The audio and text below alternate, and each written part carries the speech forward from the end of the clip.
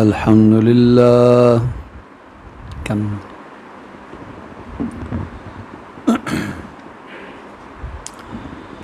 अल्हम्दुलिल्लाहि रब्बिल आलमीन वस्सलातु वस्सलामु अला अशरफिल अंबियाइ वल मुरसलीन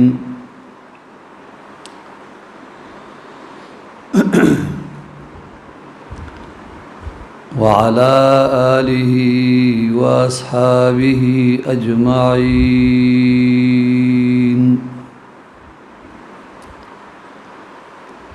अम्मा बादु फ़अऊज़ु बिल्लाहि मिनश शैतानिर रजीम बिस्मिल्लाहिर रहमानिर रहीम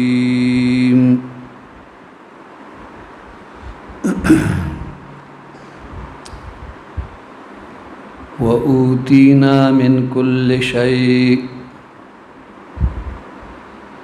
सदक़ल्लाहु मौलानल अज़ीम।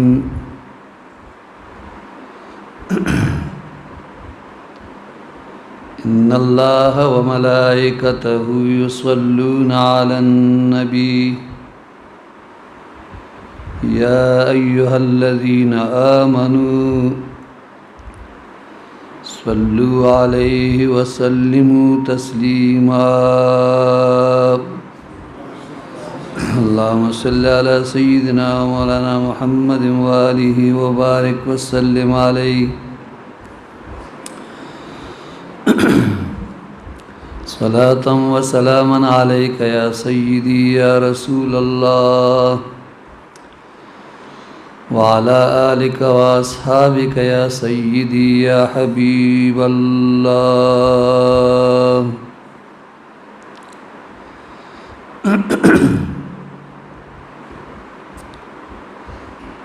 मुअज़्ज़ज़ व मुहतरम हाज़िरीन किराम,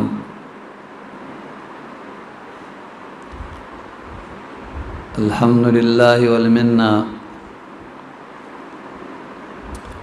द तसव्वुफ़ द दर्स द पिंजलसमी वर्ज़ी په سلسله کې نن بیا مونږ او تاسې راجمع شوي. رب ذوالجلال دې زمونږ او تاسې حاضري خپل جناب کې مونږ نه قبول او منظور کړي.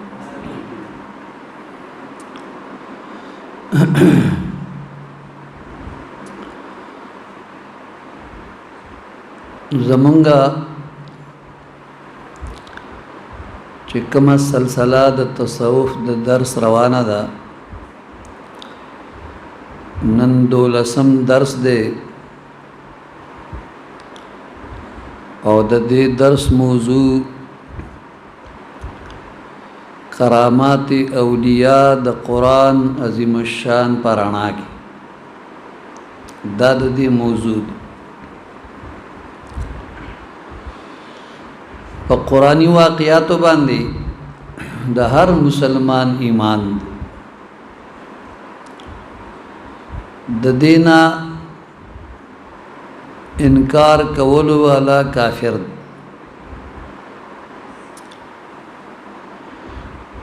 بعض خلق عوام الناس د تاویلات په جال کې راگیر کی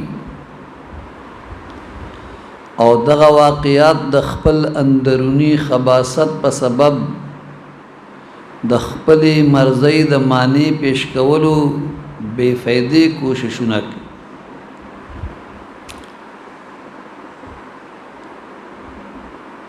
داغي ذهنونه د صحیح طرف نه غلط طرف ته اړای. حکمونګ وګورو نو داغوی په مقابله کې مونږ سره شکر دې قرآن عظیم الشان شتا،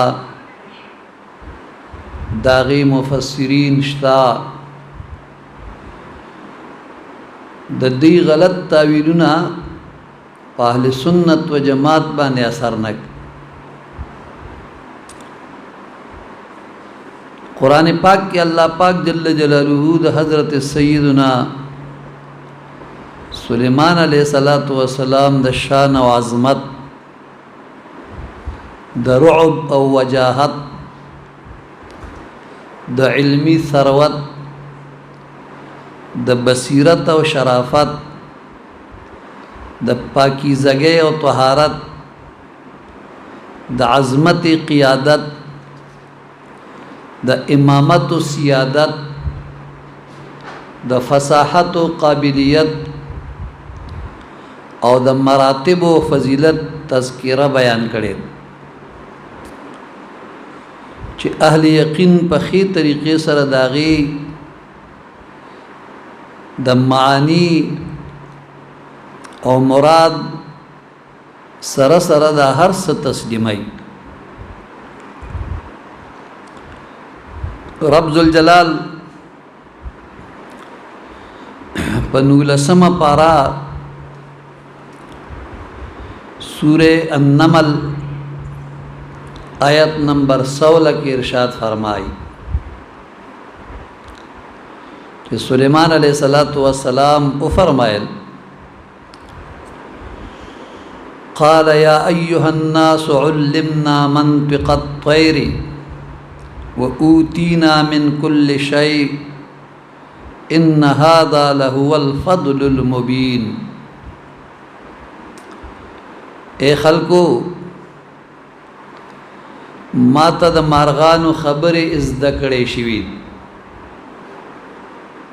او ما ته هر قسم سيزونه عطا کړې شوي. بشکا دا ښکاره بزرګي ده. په دې کلام کې د حضرت سلیمان علیه السلام د طرف نه د الله رب الجلال د نعمت د شکریه اظهار او د معجزې ذکر کول خلق او تداغی تصدیق کول دعوت.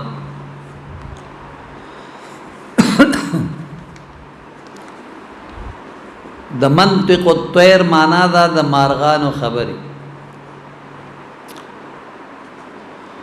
نطق او منطق هغه خبرې توایي چې هغه د زړه خبره ظاهري خوا کاغا مفرد وی او که مرکب وی. حضرت قاضی ثناء اللہ پانی پتی مظہری رحمہ اللہ د قاموس په حواله سره لیکي چې نطقا و منطقا و نطوقا درې واړه مصدر د اواز سره او د داسې حروف سره تلفظ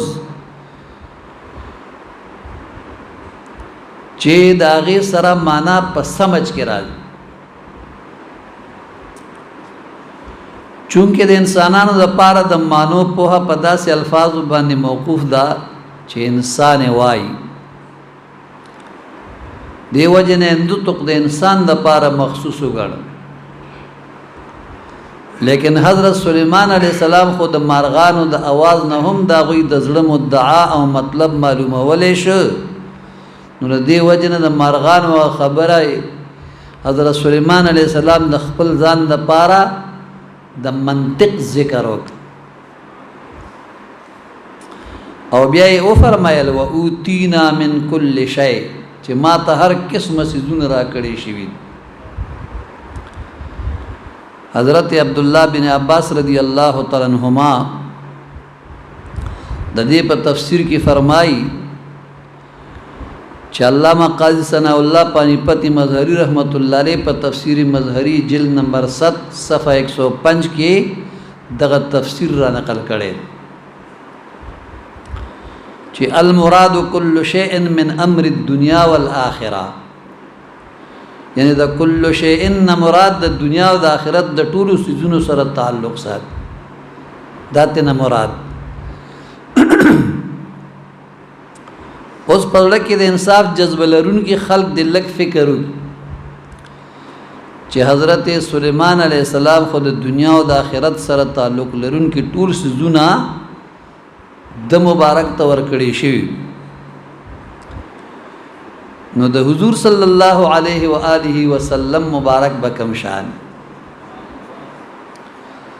کوم خلق چې وایي چې د چا نوم محمد صلی الله علیه وسلم او علی رضی الله عنه دی، هغه د هیڅ چیز مالک او مختار نه دی، دا بی ادب خلق. نو دا غوی نه لږ تپوس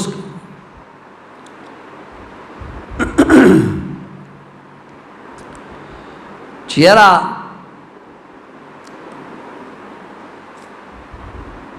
کوم خلق چې په سینه کې زړه لري، په سر کې مازغه لري او د انصاف نظر پسترګو کې لري، نو هغوی داسې خبرو کوونکو ته څه نسبت چې څوک دغه خبرې کوي چې یاره د چا نوم محمد صلی الله علیه وسلم دی یا علی رضی الله عنه دی، هغه د هیڅ چیز مختار او مالک نه دی.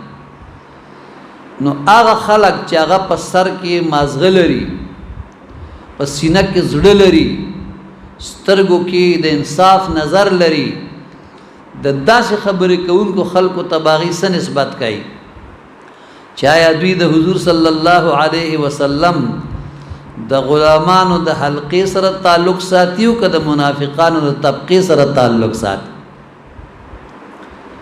څوک چې د نبی علیہ السلام په شان کې بے ادبي کوي هغه منافق دی، هغه مسلمان او د نبی علیہ السلام غلام نشي کېدی.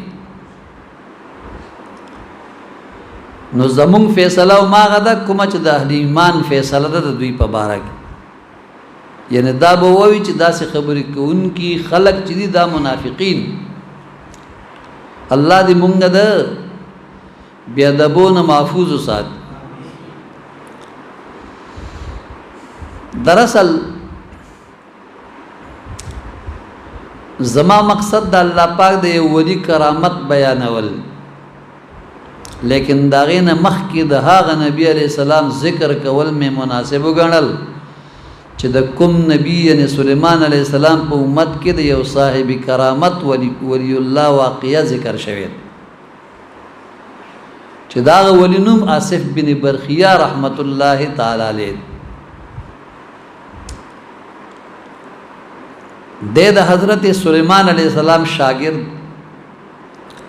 کامل ولی الله او صاحب علم بزرگو د صدیقیت په مقام باندې مشرف. سبحان الله. اوس داغه تذکرہ را روانه ده، لیکن بهر حال هغه ولی دی او ولی چې دی دا د هغه زمانه د پیغمبر تابعی وي، دغه امتی وي، دغه د برکت نه ورته د کمالات ملاوي. نو چې د چا د برکت نه هغه ته دا کمالات ملو دي، نو د هغه هستی تذکرم پکار چې هغه سلیمان علیه السلام مبارک. نو تاسو د هغه د واقعین وړاندې د پیغمبر سلیمان علیه السلام د شان وجاهت بیان ذهن نشین کوي، لږ غوندې ته متوجه شي. الله پاک جل جلاله فرمایي وحشر لسليمان جنوده من الجن والإنس والطير فهم يوزعون. دا الله جل مجده ارشاد. الله فرمائی او جمع کړي شوی د سليمان علیه السلام د پاره لخر د پیریانو، انسانانو او مارغانو، او دغه لخر د انتظام د پاره زی پزی ودرولې را ودرولې شوي.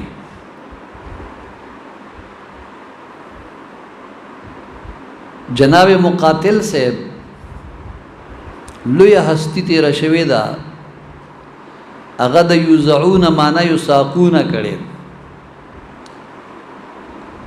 یعنی چې هغه شړلې کېږي، شړلې کولی شي. او د جناب محمد بن کعب بیان په تفسیری مظهری جلد نمبر 7 صفحه 105 کې را نقل کړي چې د حضرت سلیمان علیه السلام लश्क